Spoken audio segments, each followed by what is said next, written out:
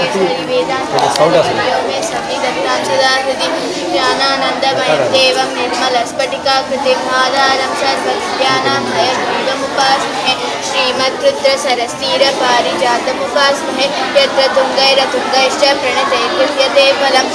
श्रीमद्रुद्रसरस्थिरपारिजातमुपास्महे यत्र तुङ्गैरतुङ्गैश्च प्रणतैर्गृह्यते फलं गुरुभिस्त्वनन्य सर्वभावैः गुणसिन्धौ कृतसंप्लवस्तदीये रणपुङ्गववन्दिभावमिच्छन्नहामस्मेकमनुग्रहास्पदं ते भुवनाश्रयभूषणास्त्रवर्गं मनसि त्वन्मयतां ममातनोतु वपुराहवपुङ्गवत्वदीयं महिषीणामनिमेषदर्शनीयम् अभिरक्षितुमग्रदस्थितं त्वां प्रणवे पार्थरते च भावयन्तः अहितप्रशमयरयत्तलभ्यैः कथयत्याहवपुङ्गवगुणज्ञाः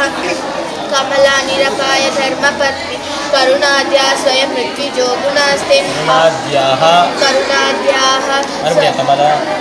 कमलानिरपाय धर्मपत्नी करुणाद्याः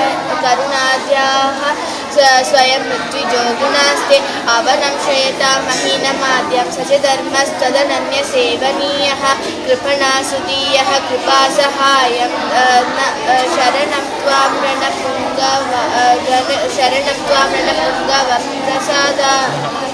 शरणं त्वां रणपुङ्गवप्रपन्नाः अपवर्गनया धनन्यभावा वरिवस्यारसमेकमाद्रियन्ते अवधीर्य चतुर्विधं पुमर्तं भवदर्थे विनियुक्तजीवितः सन्न लभते भवतः फलानि जन्तुः निखिलान्यत्र निदर्शनं जटायुः शरणागतरक्षणव्रती मां न विहातुं रणपुङ्गवार्हसि त्वं विदितं भुवने विभीषणो वा यदि वा रावणेत्युदीरितं ते भुजगेन्द्रगरुत्मदादिलभ्यैः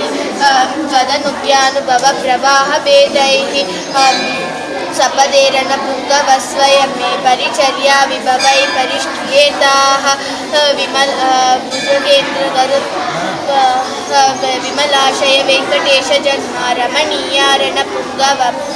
प्रसादात् अनसूयो विराधरेण भाव्या परमार्थस्तुतिरन्वहं प्रपन्नैः विमलाशय वेङ्कटेश जन्मा रमणीया रणपुङ्गव प्रसादात् अनसूयो विराधरेण भाव्या परमार्थस्तुतिरन्वहं प्रपन्नैः कवितार्किकसिंहाय कल्याणगुणशालिने श्रीमते वेङ्कटेशाय वेदान्तगुरवे नमः।